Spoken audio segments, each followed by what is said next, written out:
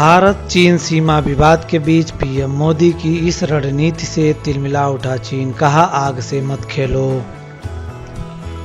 चीन के सरकारी अखबार ने कहा है कि G7 के विस्तार की योजना शामिल होने की कोशिश कर रहा भारत आग से खेल रहा है। भारत चीन सीमा विवाद के बीच अमेरिकी राष्ट्रपति डोनाल्ड ट्रंप के पीएम नरेंद्र मोदी को G7 में शामिल करने का निमंत्रण देने पर चीन तिलमिला उठा है। चीनी कम्युनिस्ट पार्टी के मुख्य पत्र ग्लोबल टाइम्स में एक चीनी विशेषज्ञ के हवाले से कहा गया है कि भारत के पीएम नरेंद्र मोदी ने अमेरिकी राष्ट्रपति ट्रंप के G7 का विस्तार करके G11 या G12 में शामिल किए जाने पर सकारात्मक जवाब दिया है।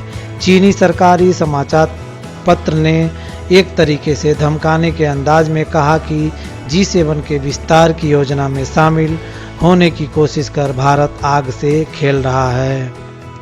ग्लोबल टाइम्स ने कहा है कि अमेरिका की G7 के विस्तार का विचार भूराजनीतिक गणित पर आधारित है। इसका मकसद चीन की घेरेबंदी करना है। अमेरिका भारत को G7 में इसलिए शामिल कराना चाहता है क्योंकि नई दिल्ली न केवल दुनिया की 5वीं बड़ी अर्थव्यवस्था बन गया है, बल्कि भारत अमेरिका की इंडो पैसिफिक रणनीति का एक अहम स्तंभ बन गया है। चीन को इंडो पैसिफिक इलाके में संतुलित करने के लिए अमेरिका लंबे समय से क्षेत्र में भारत की भूमिका बढ़ाने का प्रयास कर रहा है। वहीं चीन के सरकारी अखबार ने कहा है कि भारत के पीएम नरेंद्र मोदी का डोनाल्ड ट्रंप की योजना पर सकारात्मक जवाब आश्चर्यचकित करने वाला नहीं है। भारत की लंबे समय से बड़ी शक्ति बनने की महत्वाकांक्षा रही है। वह बड़े अंतर्राष्ट्रीय मंचों पर भागीदारी की इच्छा रखता है। पूर्वी लद्दाख सीमा पर भारत चीन के बीच ताज़ा तनाव को देखते हुए भारत अमेरिका के G7 विस्तार के विचार का समर्थन देकर चीन को संदेश देना चाहता है। कई भारतीय रणनीतिकारों का सुझाव है कि उनके देश को चीन पर दबाव बनाने के लिए अमेरिका के करीब जाना चाहिए। ग्लोबल टाइम्स कहता है कि जब से भारत के पीएम नरेंद्र मोदी अपने दूसरे कार्यकाल में वापस आए हैं, उनका चीन के प्रति रवैया बदल गया है। भारत ने सितंबर 2019 से ऑस्ट्रेलिया, जापान और अमेरिका के साथ चतुर्भुज सामरिक संवाद में अपनी भागीदारी बढ़ा दी है।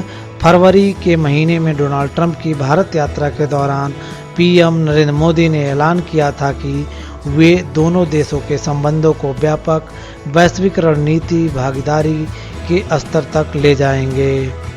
चीन के सरकारी अखबार ने आगे कहा कि इसका मतलब यह है कि भारत क्षेत्र में अमेरिका की इंडो पैसिफिक रणनीति को लागू करने के लिए तैयार है।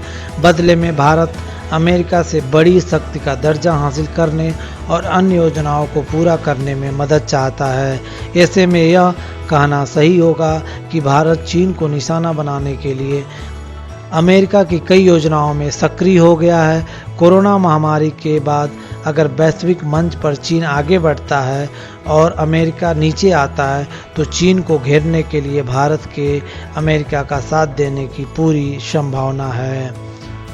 वहीं ग्लोबल टाइम्स ने कहा कि अगर भारत हड़बड़ी में चीन को दुश्मन मानने वाले G7 जैसे छोटे से ग्रुप में शामिल होता है, तो इससे भारत और चीन के बीच संबंध खराब होंगे।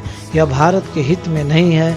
चीन के उदय और बीजिंग और नई दिल्ली के बीच बढ़ती ताकत के अंतर के साथ चीन के प्रति भारत की चिंताएं भी बढ़ गई हैं। इसने चीन के प्रति भारत की रणनीतिक मानसिकता का प्रदर्शन किया है।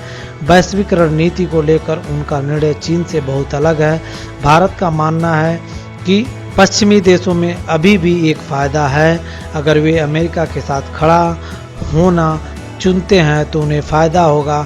वर्तमान समय में भारत और चीन के बीच द्विपक्षीय संबंध पहले से ही खराब दौर से गुजर रहे हैं और चीन और भारत के बीच संबंध इस स्तर तक खराब हो चुके हैं कि केवल शीर्ष स्तर तक के नेता ही आगे की प्रगति का रास्ता तय कर सकते हैं। G7 दुनिया की 7 सबसे बड़ी और उन्नत अर्थव्यवस्था वाले देशों का समूह है, जिसमें Canada, France, Germany, Italy, Japan, Britain और अमेरिका जैसे देश शामिल हैं। अब डोनाल्ड ट्रंप G7 का विस्तार कर इसे G11 या G12 बनाना चाहते हैं। इसमें भारत, ऑस्ट्रेलिया और ब्राज़ील को शामिल करने की योजना है। रूस को शामिल करने को लेकर विवाद है। आपका अपना इस पर क्या विचार है? अपना सुझाव हमें ज़रूर हमारे कमेंट बॉक्स में दें। चैनल को सब्सक्राइब नहीं किया है तो आप ज़रूर हमारे चैनल को सब्सक्राइब कर लें। नमस्कार।